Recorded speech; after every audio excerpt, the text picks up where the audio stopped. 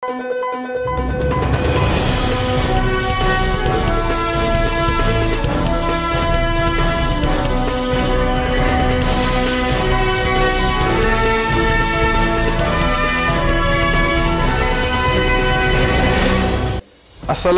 warahmatullahi wabarakatuh. Salam sejahtera dan salam darah terkawal 2025.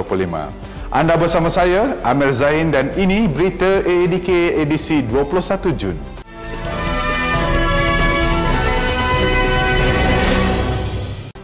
Kita mula dengan sambutan Hari Anti Dadah Antarabangsa HADA 2021.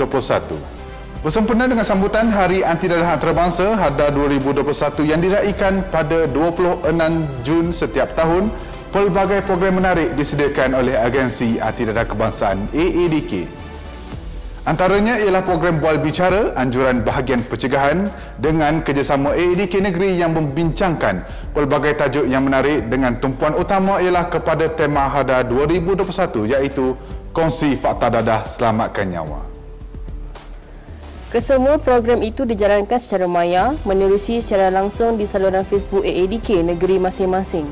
Sementara itu, Unit Antarabangsa AADK turut menganjurkan siri webinar Drug Treatment Training for Asian Member States 2021 secara dalam talian melibatkan 10 buah negara anggota ASEAN pada 13 hingga 23 Julai depan.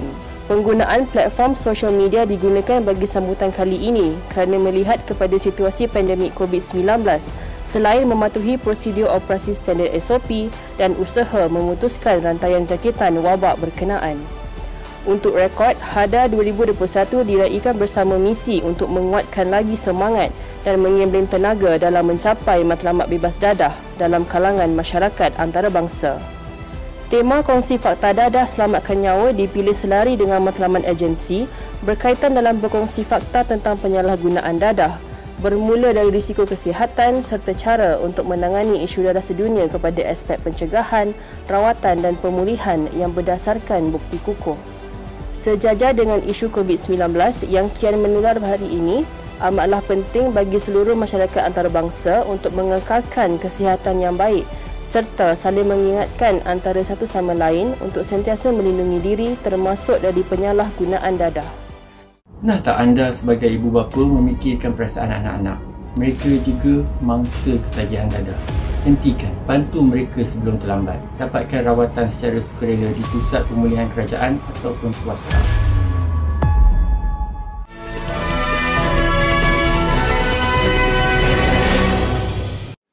Bertemu kembali.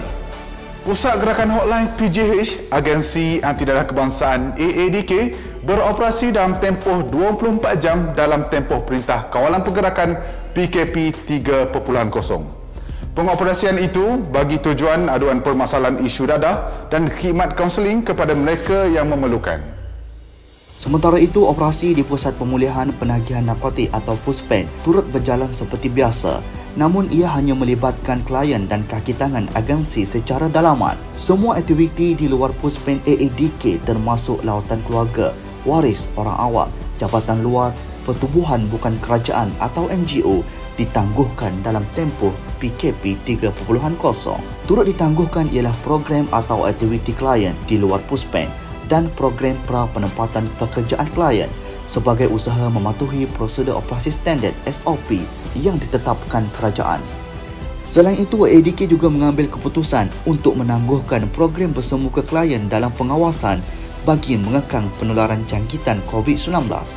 Bagaimanapun, program bersama klien dalam pengawasan itu dilaksanakan secara atas talian. Sebarang pertanyaan berhubung khidmat aduan berkaitan permasalahan dadah dan khidmat kaunseling boleh hubungi nombor telefon yang tertera. Menteri Kanan Pertahanan Datuk Seri Ismail Sabri Yaakob berkata, kerajaan memutuskan untuk melanjutkan PKP 3.0 atau total lockdown di seluruh negara selama 14 hari bermula 15 hingga 28 Jun depan. Tiada jalan mudah untuk berjaya dan tiada jalan mudah untuk bahagia. Jadi buang tabiat tidak baik untuk berjaya dan bahagia. Buang perangai kita yang ingin mengambil hati orang. Buang gaya hidup buruk yang tak sihat.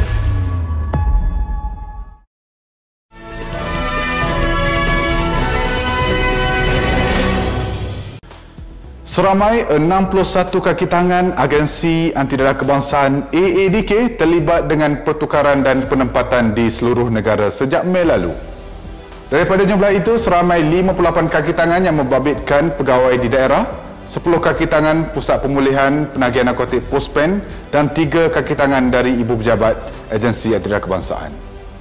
3 pegawai yang terlibat dengan penukaran di Ibu Pejabat telah mula melapor diri pada 1 Jun lalu, manakala kaki tangan dan pegawai di AADK daerah dan POSPEN mula melapor diri di penempatan baharu bermula 1 Julai depan. Objektif penukaran itu dapat memberi sumbangan dalam beberapa aspek termasuk pengisian jawatan kosong di AADK dapat dibuat secara teratur mengikut keperluan dan kesesuaian pegawai. Selain itu, tujuan penukaran itu juga bagi meningkatkan kompetensi pegawai serta menambah dan mempelbagaikan pengalaman dan pendedahan dalam proses pembelajaran untuk kemajuan kerjaya pada masa akan datang. Percayalah bahawa anda bertanggungjawab terhadap diri anda sendiri. Anda bertanggungjawab untuk mengatakan tidak. Jangan biarkan orang lain mempengaruhi anda. Kenal pasti hak anda, keperluan anda dan perasaan anda penting. Hanya sekali ia boleh meragutnya.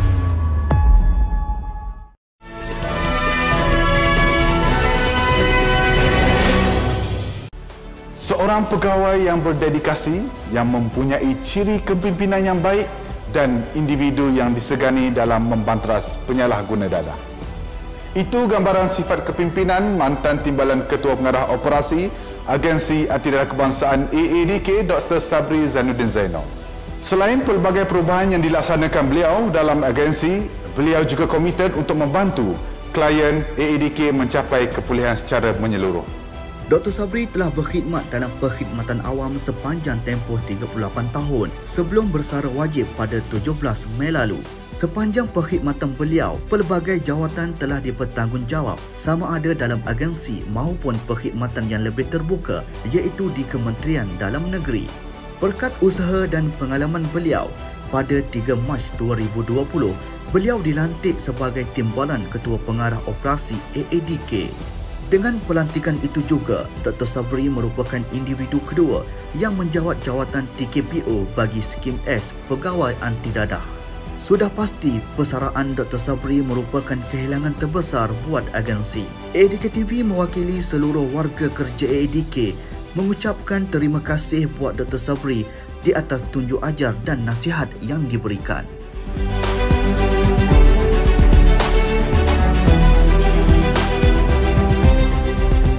Mengakhiri berita AADK edisi 21 Jun 2021, saksikan bingkisan lipatan kenangan Dr. Sabri ketika bersama AADK. Terus kekal berada di rumah, patuh SOP yang ditetapkan. Kepulihan anda, keprihatinan kami, lebih baik cegah. Untuk lebih perkembangan berita terkini di AADK TV, layari YouTube Mr. AADK. Jangan lupa subscribe. Salam hormat. Assalamualaikum.